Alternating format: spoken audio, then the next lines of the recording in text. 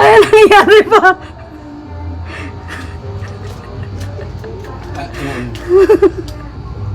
Sino ang salarin?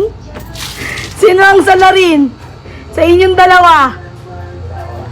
Right, Christine. Sino ang salarin? Hindi siya. Nakakulong siya eh.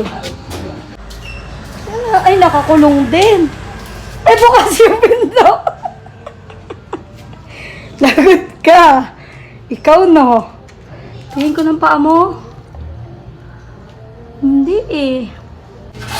Patingin nga ng paa. Si Christine!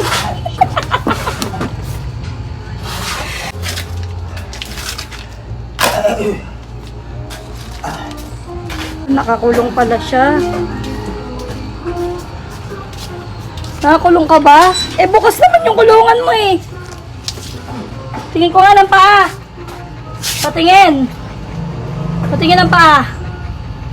Ay, hindi si Christine pa. Hindi si Christine pa.